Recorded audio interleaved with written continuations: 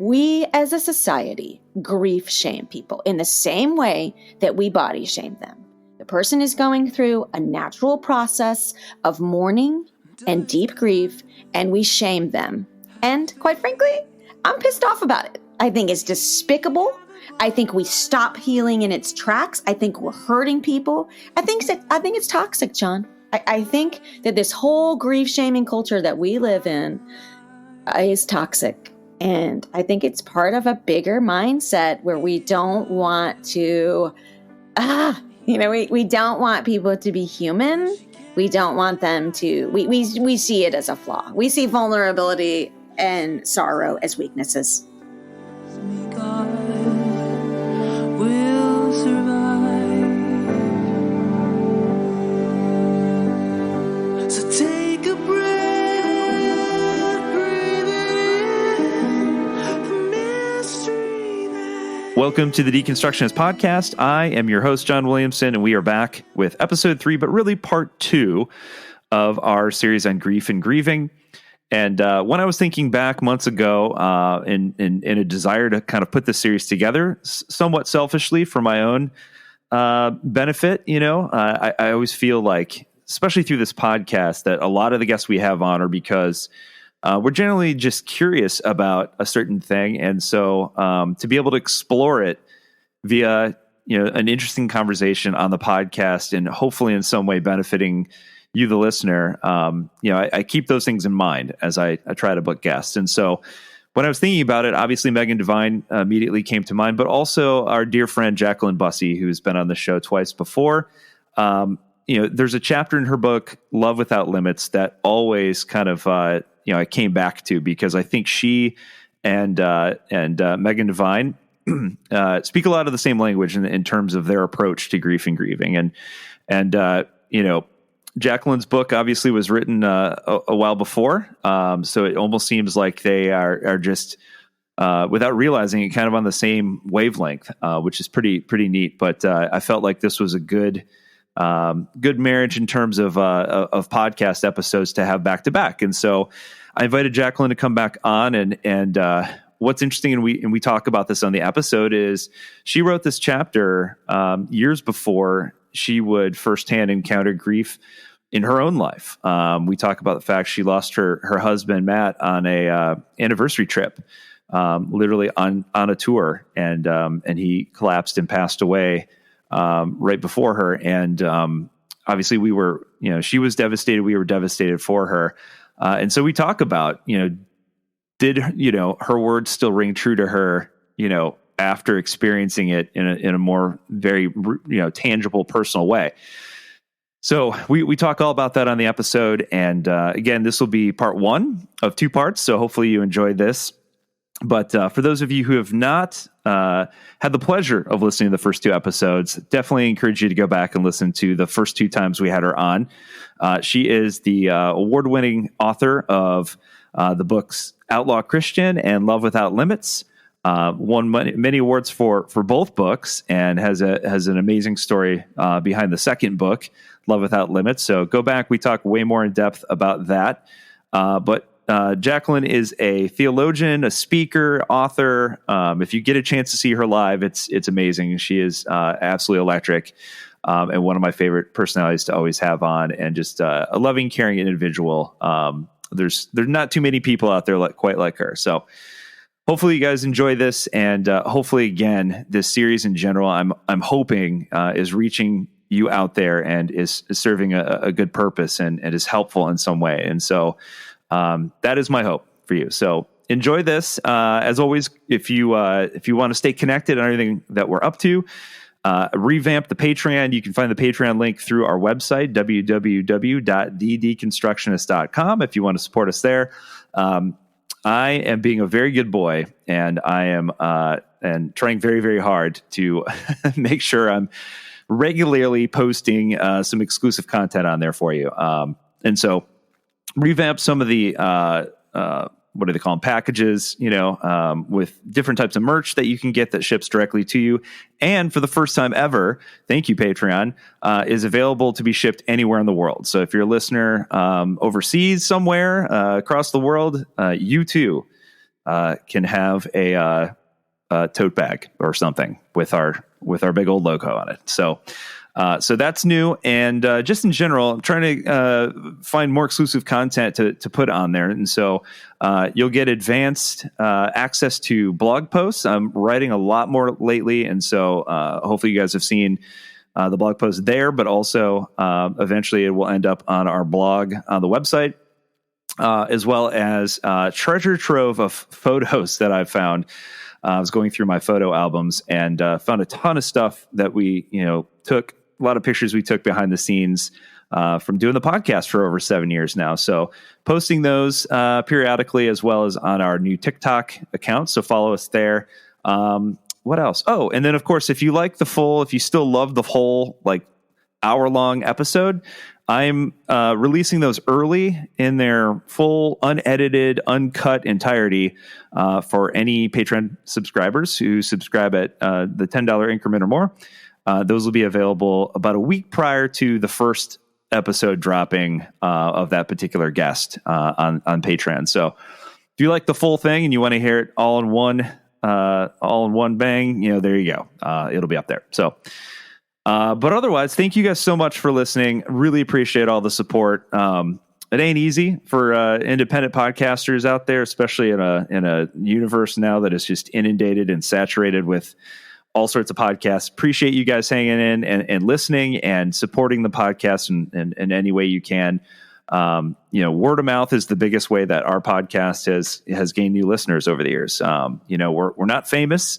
We're nobodies who live in Ohio, where it is cold and rainy most of the year. And we're not on a network or anything like that. And so we just appreciate any word of mouth, that you can spread the message, the good word of what we're doing over here. So appreciate all of you. Love you all. Hope everyone is hanging in there. It's almost springtime, or I guess it is springtime by the time this comes out. So hopefully it's warmer, but enjoy this episode. This is part 1 with our dear friend, Jacqueline freaking Bussie. If God has a face, his face must look like yours.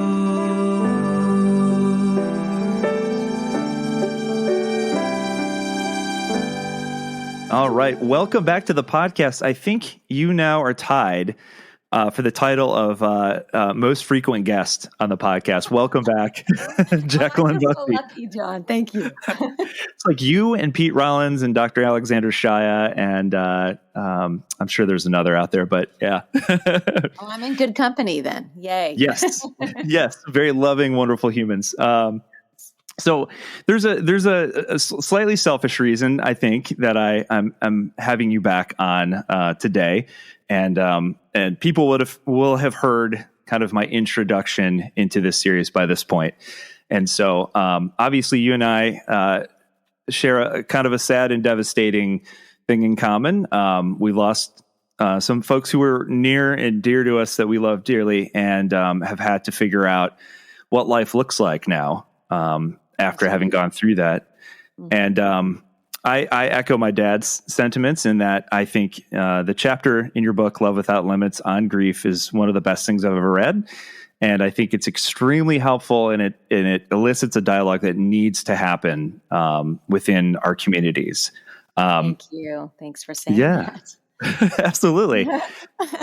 However, when you wrote this chapter, though, you pull a lot from personal experience, which is what makes this book beautiful. It's a lot of personal stories. But when you originally wrote this chapter, it was really more so focused on your relationship with your mom and going through the loss of your mother.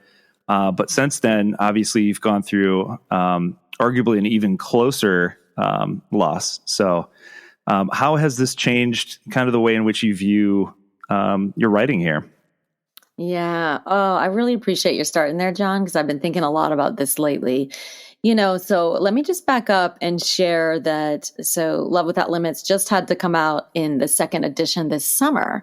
And what that meant was I also had to do an audiobook for the first time. And to be honest with you, I was dreading it a little bit. I mean, I had to audition. Most people don't realize that authors do not always get to narrate their books. Of course, the, producers of audiobooks want books that are going to sell. So they want professional narrators. So I had to audition. So I felt very fortunate that that I was going to be the one to do it. But then I started to worry. And the reason I started to worry is what you're referencing. So I wrote this book in 2016, 2017. That chapter was written in 2017. And at that time, my beloved husband and best friend of 38 years was very much alive and, the love of my life. And he tragically and unexpectedly died in August of 2021. He was not ill. We had no forewarning, not even 5 minutes. And he actually died of something called sudden death syndrome, which is very rare in adults, but we sometimes hear about it with infants, babies, as sudden infant death syndrome. You hear of that for infants, but it can actually happen to an adult. And nothing is more shocking. You're laughing, you're talking. Literally, he was standing up, and then he died right in front of my eyes. And it was the most traumatic experience I can imagine having happen. I was abroad. We were on a dream anniversary vacation in Iceland, just to add to it. We didn't know anyone in the entire nation.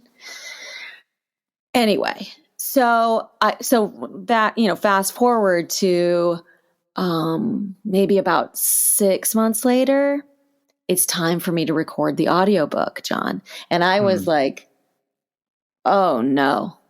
Because my thought was, I am terrified to even go back and read what I wrote about grief, because I felt 100% confident it would be a lie. It would just be a mistake. It wouldn't be that I did it on purpose. It would just be that I didn't understand, the depths of that kind of grief. Losing my mom, it's a terrible thing to lose a mom. On the other hand, that is a natural order of events. In a way. My mother was terribly young, just as young really as my husband, almost the same. They're both in their early 50s, which is too young. And so not every death is tragic in the same way, right? Because we could live a full life and live to be 90. But my mother and my husband were both robbed. I mean, quite frankly, in that kind of circumstance, I think death is a thief.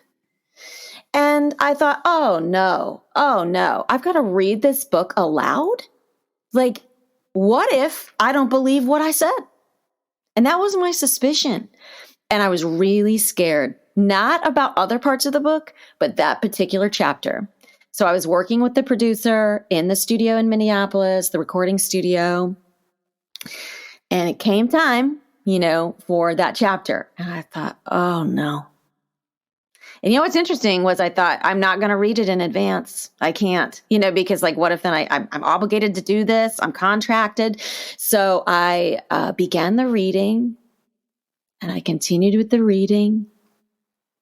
And the most shocking, and I'll name it comforting, thing of all was that what I said was not BS. And I could still stand by it. And I was shocked.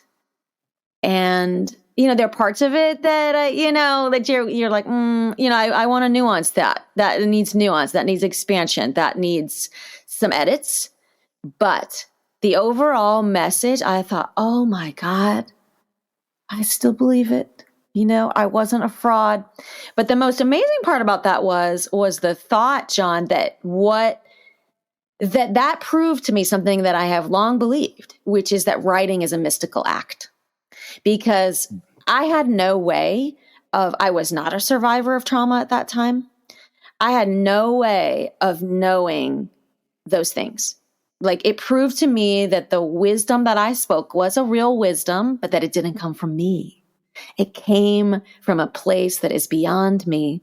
And I think that all the best writing does that. I think that all of my best writing, I've talked with other writers and I'm like, whoa, where did that come from? I write sentences, they're not mine. I'm not an idiot, and reading that proved to me beyond a shadow of a doubt that we have, I don't know what the word is, like what people are comfortable with. But for me, I am comfortable with the word muse.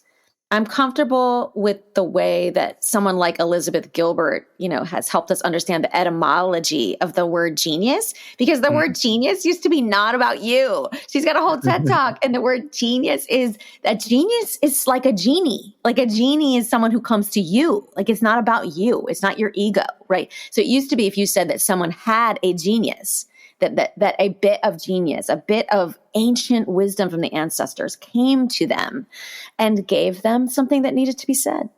And so I felt like this is proof for me. So that's kind of my long answer to your question, because I feel like, wow, that just proved to me something about the writing process that makes me believe I'm a conduit for something. I'm a conduit for our ancestors and for the universe and for things that need to be said. The Coca-Cola Company, Keurig Dr. Pepper, and PepsiCo are bringing consumers more choices with less sugar than ever before. From sparkling, flavored, and bottled waters to zero-sugar sports drinks, teas, and sodas, consumers are taking advantage of these choices. In fact, nearly 60% of beverages sold contain zero sugar. To learn more, visit balanceus.org. Yeah, that's such a good way to put it. I've heard musicians talk about, when they write like a really amazing, profound lyric, that they're like, that wasn't me. I was just tapping into something for that brief moment, and that just came out of me. I don't know where it came from. It just came out of me, and it was important to those hearing it. Like the audience needed to hear this. I think that's true. As somebody who grew up in the, within a very musical family, I think music does the same thing. Writing, poetry, the arts really, the visual art expresses things in a way that, we can't otherwise. And I think your writing absolutely falls in that category. You write, I've said a long time, I've described your writing as poetry, like you have a gift. Thank you. Thank you. Well, it's so funny you say that, because my beloved mentor was a poet. He was that makes sense. He was a Pulitzer Prize nominated poet. And I'll never forget, people think, I was trained by theologians and, religion professors. And in a way, yeah, but that's not my original and best mentor. Everybody who knows me knows that it was actually Dr. Tony Abbott, who was a Pulitzer Prize nominated poet. And I'll never forget when my very first book won a big prize, and they flew me to like this club in New York City, for me to like win the prize and, give a talk and whatever. And everybody around the table was like, who's your mentor? And they're all, cause it's a religion book, right? So they're all expecting like some theologian, and I said, Tony Abbott? And everybody at the table was like, nobody knew who it was except one person who was a lover of poetry. He goes, oh, and he gasped and he goes, Tony Abbott, the poet? And I said, yes. And he goes, that makes perfect sense. Because he said, you don't write like a religion scholar. He's like, that's not what you do. He said, you write like a poet. And to me, that was the greatest compliment. And I told Tony about that and he cried. Yes. Yeah. I mean, it's so true. I remember the first time I read Love Without Limits, because I read it backwards. So I think my dad gave me a copy of Love Without Limits. Then I went back and read Outlaw Christian. But remember I read the intro of Love Without Limits, and I just thought the way that you just end the intro, I was like, holy cow. All right, here we go. This is great. Oh. But that's a gift. I mean, there are a lot of academics out there. I've interviewed some of them who are absolutely brilliant. But their writing is as dry can be. And it's a rare gift to be able to articulate these very dense theological or philosophical ideas in a way that's really, beautiful. Mm. So yeah, I can't wait for whatever you write next. Wink, wink. Thank you. Well, me neither. Yeah. So I want to go back to the beginning. So there again, we're gonna, for the sake of this series, focus on your chapter on grief in Love Without Limits. you talk about your experience of how it is that we respond as both a church and just as a society at large, even, beyond the religious spectrum, in terms of just how poorly we respond to those who are going through grief. And you recount the story I think you were 20, and just the reaction of those around you just to kind of shut it down and not allow you to really openly push into the pain or the grief, as my therapist would say. Mm-hmm. Absolutely. Yeah. So I had this really terrible experience when my mother was, diagnosed with early onset Alzheimer's. Like you say, I started going to a counselor and I thought, hey, what would be better than a Christian counselor? Because I was super struggling in my faith and I just had so many doubts and questions and like anger at God and just the whole situation, right? And so I thought, well, what could be better? I'm going to go to this Christian counselor, right? So I found this counselor and went, and it was my very first meeting with her. And I just started immediately, because I'm just that person. I just tell the truth. And I was like, I'm just so pissed off. I'm angry at God and all this. And she cut me off. And she said, well, Jacqueline, that despair is a sin against God, right? And I was like, what? And then she quoted Thessalonians at me, that verse about that we don't despair as one who does not have hope. So, she basically, I never went back. I was devastated. I was like, whoa. I thought that going to counseling was about talking and telling the truth about how you felt and not being judged for it. But she basically said, that's not Christian. Your views are unchristian. And I was, oh my gosh, just beside myself. It was a terrible experience. And reflecting on it later, I thought,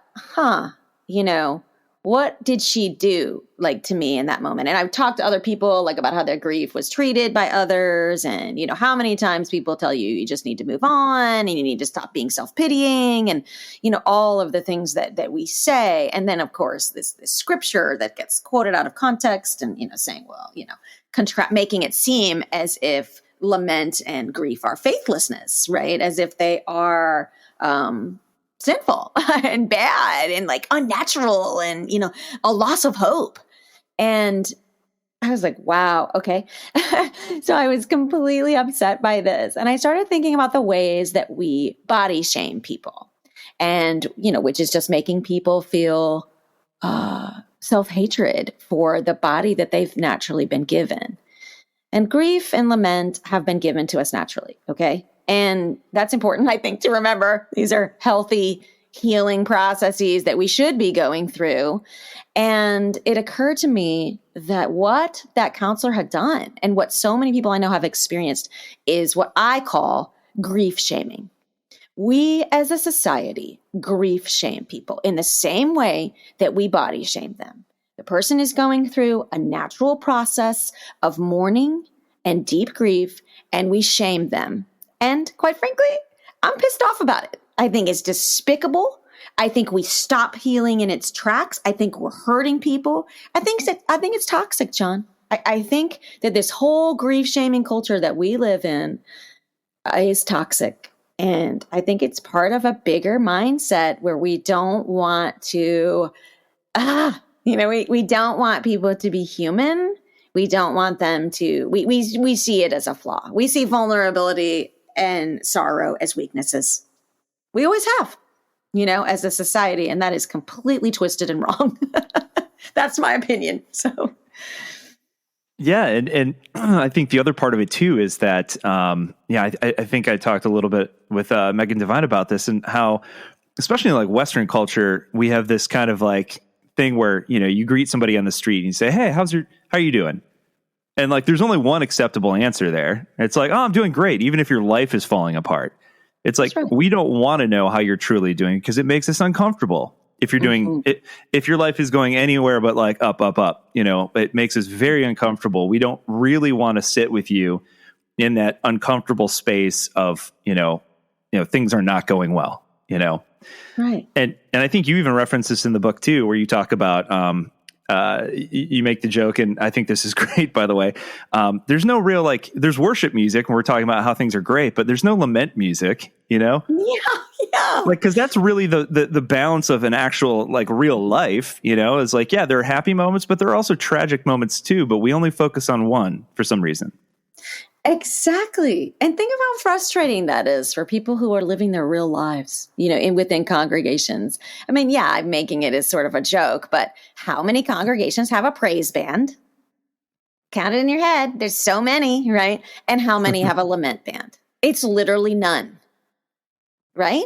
And it's just like, oh, okay. So are we saying, even contrary to the actual scriptures, that all we have is praise, that we never have lament? Because last I checked, there's books called Lamentations, you know, books called Ecclesiastes, books called Job, which is nothing but nonstop lamenting for 37 chapters, right? You know, so last I checked, we might want to be a little more, if it's about faithfulness, we're the ones who are unfaithful. If we are not lamenting and we're not grieving, that is actually faithless, because that is not an accurate depiction of life. It's not an accurate depiction of scripture. It's not even an accurate depiction of Jesus, right? Who is completely sobbing at the death of his friend. So we just have to make more sense, you know? Yeah, you talk about, I love that part too, because when you talk about, like, kind of our approach as a society, you run it up against how examples in the Bible where, like, Jesus has moments where Jesus is weeping, and he doesn't shame anybody for openly, grieving. In fact, he grieves alongside them, even though, like, as you say in one of the stories, he knows he's going to resurrect this guy later, you know, but that doesn't stop him from, like, you know, like, grieving openly alongside them. That's right. That's right. I mean, if we believe the story of Jesus and Lazarus, Jesus is the last person who should be bawling his eyes out. He knows how the story's going to end. You know, and when I do tell that story in the book, I say, you know, it's so interesting, because when the people around Jesus see that Mary, Martha, they're sobbing, right? Their brother is dead. Jesus looks at them, and what does he do? He cries also, right? He weeps. He weeps alongside them, like you said. And that is so interesting. I think it's interesting not only for what Jesus does, but for what Jesus doesn't do. I think we have to look at the text and compare it to ourselves. What does Jesus not do? Does he say to Mary, you know, suck it up, buttercup? Don't grieve as one who doesn't have hope.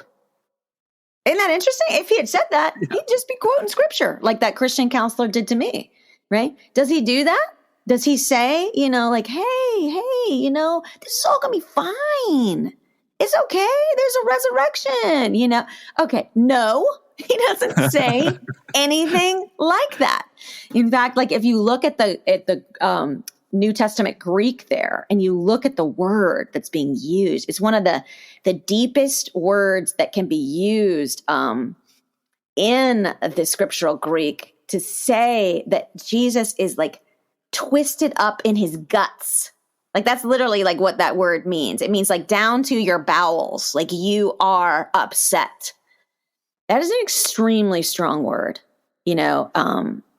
I would compare it to saying that, like, someone is so upset that they're about to explode, like in, like, a shaken up soda or something. That's really what the original language is conveying there. And it says that Jesus is deeply upset. It uses the Greek word for that. Okay, so there's so much happening, right? You know, you've got Jesus is not grief shaming anyone. You've got Jesus. You've got a non-toxic masculinity Jesus. You've got a Jesus who says, no, toxic masculinity is BS, and I'm going to sob in this moment because somebody is dead whom I love. It's just that simple. Like, you don't have Jesus, like, putting on the strong face, you know, for other people, or because he's a quote unquote man. You have him acting exactly like the women.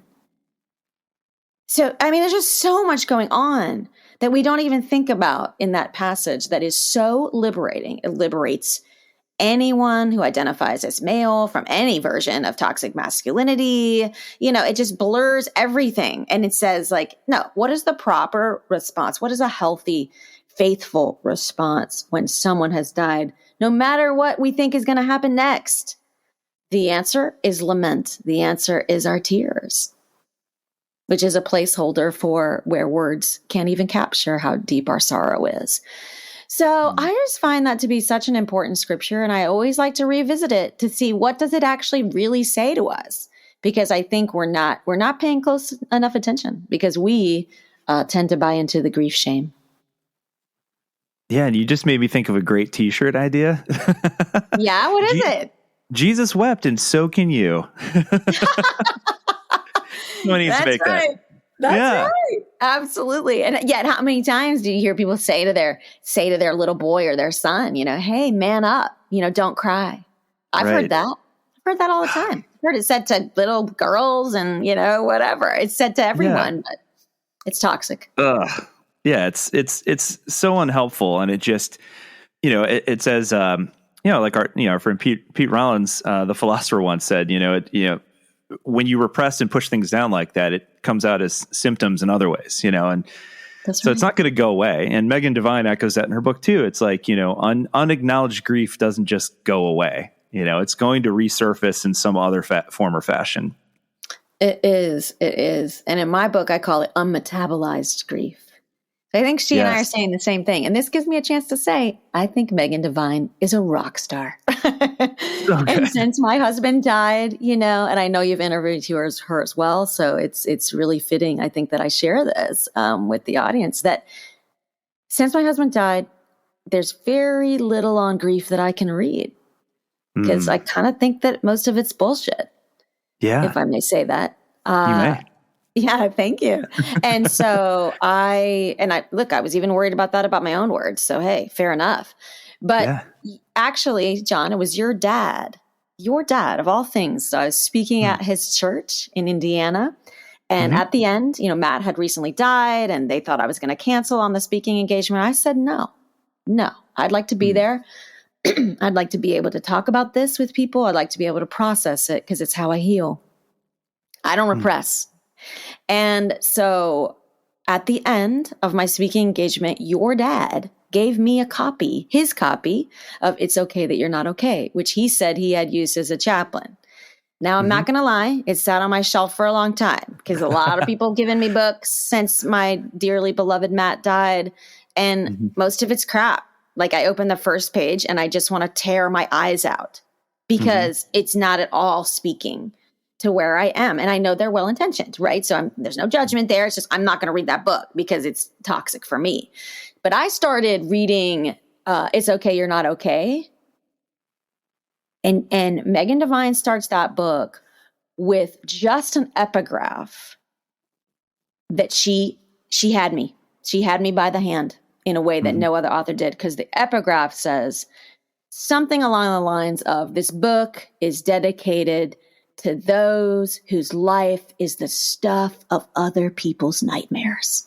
Yeah. And everything that happened to me with my husband, literally being in a foreign country, literally him dying in front of my face, literally him not even being sick, me never getting to say goodbye, him gone in a second, me being treated like a criminal by the Icelandic government. It's people's nightmares. It's my own nightmare. So I know it's yours. And the fact that she was willing to name what everybody else runs from, she had me. I stuck with it. I read the whole book. It's the only book on grief that I have finished since my husband died. And I think it's the only one I need, quite frankly. Yeah. So I think she and I we're together. We're saying the same thing. We say it in different ways. She comes at it as from a therapy perspective. She's a therapist. I come at it from a theologian's perspective because I am a theologian, So yeah, I love her. Yeah. Read the book, everybody. It's a great book. And yet you guys use a lot of the same language. You come to a lot of the same conclusions. And I think that's not a coincidence, I think the two of you have just figured out that we have an epidemic in this country in regards to the way in which we poorly And she corrected me, by the way. I was like, I said poorly. And she's like, no, we do a shitty job. Of like, I was like, okay, I was trying to be nice. I was trying to sugarcoat it a little bit. But yeah, you're not wrong. Don't sugarcoat it. It's shitty. It's just shitty. It's super shitty. And like and the other weird aspect to it is there's this invisible time limit to which you're allowed to, grieve, and then suddenly it's, well, you're still sad about that. You're just sitting around moping about this. It's like, what? Like, I'm sorry. Since when is there like a specified period of time that I get to grieve and that I'm supposed to be just okay? Like as Megan says, that person is still dead. Like they're not coming back. Like that void still exists in my life. And it's never going to change. As my brother Andy put it, he said, there's a void inside of me that feels like it will never be filled. And I said, that's exactly how it feels. And so like, right. I'm sorry, but I'm allowed to grieve as long as I need to grieve, That's exactly right. We got to claim that. That invisible timeline is just another example of grief shaming. You're taking too long. When are you going to move on? Who is coming up with these things? It's just because our grief makes people uncomfortable who have not experienced a trauma like ours. It's just that simple. I had somebody, you'll find this fascinating. The other day, I've had probably, 500 people say to me, when they hear my story, they say, oh, I can't imagine. I can't imagine. And then the other day, my friend Noah looked me in the face. He said the same thing. He hadn't seen me since Matt died. And he goes, oh, Jacqueline, I can't imagine. And then he stopped himself. And he said something so powerful. He goes, you know what? He goes, that's not true at all. He goes, I can imagine it. I can. And he said, it's just that I don't want to. And I said, thank you for being one of the only honest people in my life. I said, because you can't tell me that you can't imagine what this is like. Because all you need to do is take your worst nightmare. Take that worst nightmare that you have when your beloved walks out the door, and you think, oh my God, don't die, My one friend, she actually always says to her husband when he leaves on a trip, love you, baby. Don't die. Don't die on me. I never said things like that with my husband because I didn't really think about it, with that level. But like, are you really telling me that somebody who's saying that can't imagine? Of course you can. Just take the worst thing that could ever happen in your life and imagine it. It's just that we don't want to. We don't want to imagine what is it like to be a person who is bombarded with racism every day, the way people of color are in this country. I'm white, right? So I can say, I think white people, I think we don't want to have to imagine that. Because I think we can. I think we can imagine it and say, oh my God, like every day, that level of microaggression and macroaggression, like it's so exhausting.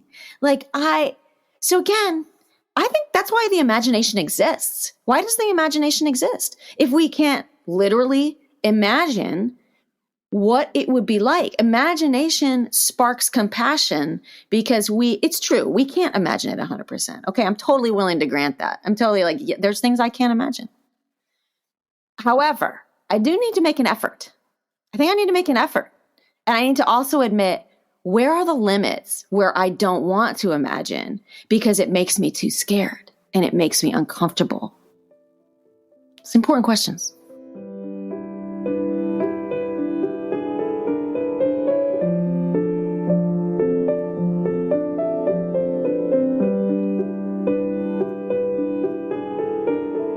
John was young and driven with a heart of gold. Finished seminary, married, found a church he could go home. Made a living, giving dying folks a shoulder and a hand, until he told his leaders that he had some feelings for another man. And they said,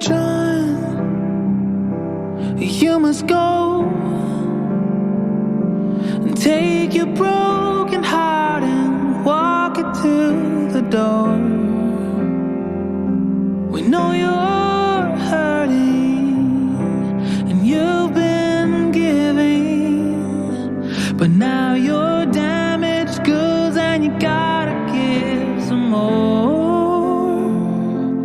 John, we love you, but we can't love you.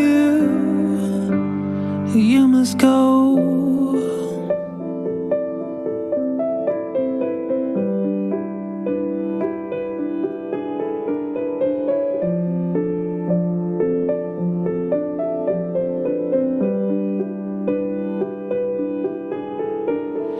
Jen could sing a song and channel the divine. Spent a decade sharing it and kept herself in line until her eyes began to see the light inside the dark. Then the floor of all she thought began to fall apart. And they said, Jen, you must go. We didn't know your quest would lead you down this road. We know you're searching and you've been giving, but now you've wandered off and you gotta wander home. Jen, we love you, but we can't have you. You must go.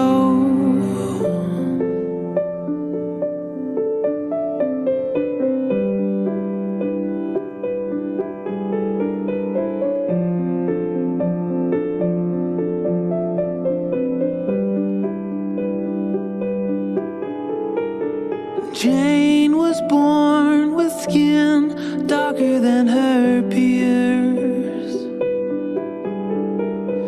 Spent a cycle telling them the reasons for her fears. No one seemed to know or care about the past. Then they showed her where she stood with every vote they cast. And they said, Jane, thanks for your time, but there's no room for you when there's power on the line. We know you're hurting, but we're not listening. And we'd help you out, but we don't have that kind of time. So go work harder and you'll all be fine. You must go. So John and Jen and Jane were on the streets without a home, abandoned by the ones supposed to love and keep them warm. Then a voice fell on their ears, so familiar to their soul. And he said, child, don't you go.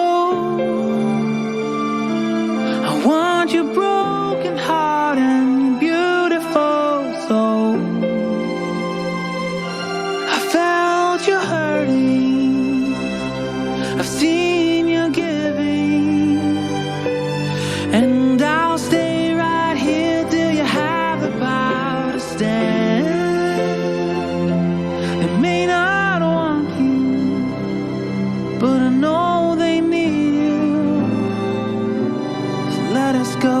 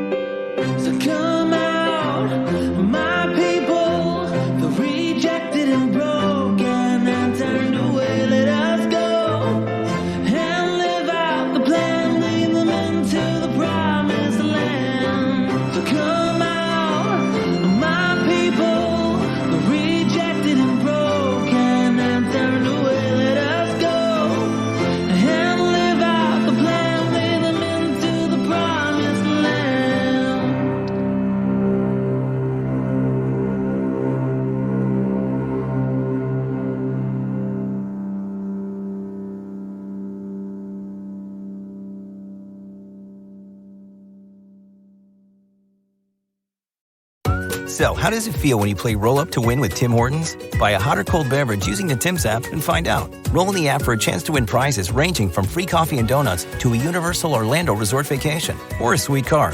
Oh, don't forget the TV. And this year, every roll is a shot at a $1,000 daily giveaway drawing for 2 $500 prizes. Roll up to win and get treated by Tim's. No purchase necessary. Account registration required. 50 U.S. and D.C. 18 plus entered by 4/2/23. See rules at rolluptowin.com for free entry or full details. Void in Florida and where prohibited.